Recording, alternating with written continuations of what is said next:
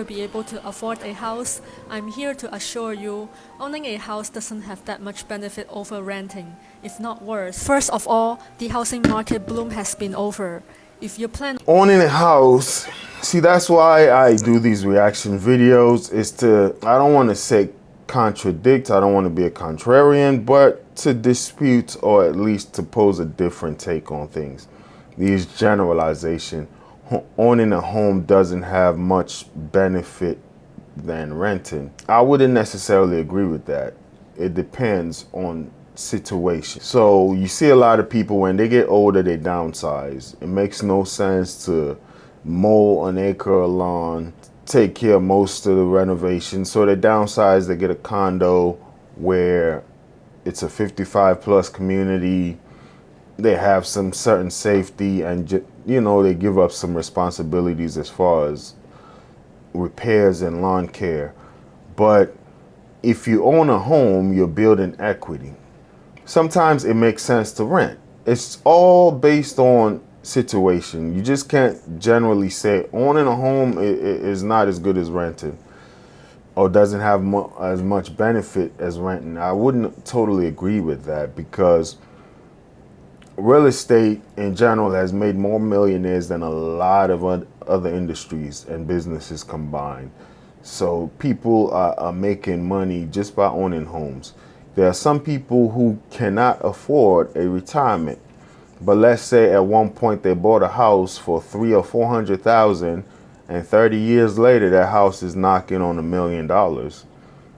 Some people live off their equity in a reverse mortgage. Other people pay it off and can give their children a head start. Their child may not want to own that house as their dream home with their family, but they now can go buy another property and rent that property. So you're giving your kids a different start in life. If you started renting, now your child starts off with one house while they have their house. Think about it, right? And also, I know a gentleman who has $1 million home that he's not paying for. His grandfather actually purchased it, you know, and it's located right around the Virginia area, but he was giving me the history of the house. The house was actually disputed as far as Washington, D.C., Virginia, and Maryland when they were trying to do the borders. And his grandfather's house is the only one that is not in that Virginia area. But just based on the location where that house was bought and built, that is one of the most affluent areas now in America, period. And now he owns that home that his father owned, that his grandfather owned, and all he pays is taxes and maintenance. So you can't tell me owning that house is not better than renting, you know, where generations before him set him up for that. So take that with a grain of salt. Let's go. buying a house for the sake of investment is not a good idea anymore. When I bought this house, the previous owner sold the house double the price of when they bought it. But after I agree with part of that. The housing market boom has definitely been over. That was pandemic time. The interest rates were just really great. I secured a 2.7 or 2 point something interest rate. Can you imagine? Now interest rates are knocking on 7-8%. They've been fluctuating between 5 to 7. So imagine buying the same house now, it'd be hundreds of dollars more.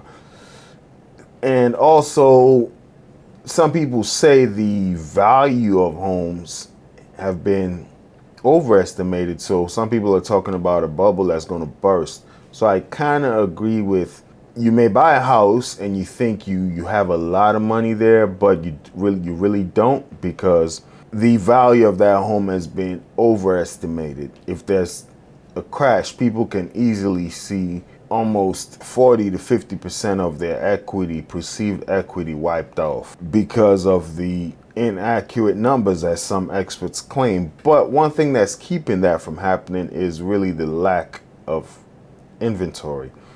Not enough houses. So as long as the demand supersedes the supply, the value is going to stay up, or at least stay decent. Bought the house, the price didn't go up much, and selling a house costs money, so I would probably end up making no money if I sell the house. Second, the maintenance is a money sucker. My house doesn't have any major issue to start with, but my money keeps flying out of my pockets. I had rats in my garage a while back, and pest. Food looks good, and a couple of things she touched on there that I kind of agree with. I see it as well when I just look at the history of my house and I see where it was and where it is now. There was a big spike in equity or valuation. Then since I bought it, it's gone up in value, thank God. It hasn't depreciated, but I don't think I can just sell my house, even though I've owned it for over 4 years, like just sell it today and make a ton of money. You know, the cost, you got to think about at least 4 to 5% in agent fees and all other taxes and transfer taxes and things of that nature, and also minor repairs or major repairs that you may need to do to sell. So I definitely get that. Eventually, over time, barring some kind of global disaster, as the population increases, the demand for houses are going to increase. And as long as the demand increases, the value of homes tend to go up over time. Just inflation causes that. When you think about some of these homes, they were worth I remember back when I was a kid, if you had a house of 300 grand, you're in the upper middle class. Now that's just like an entry level home.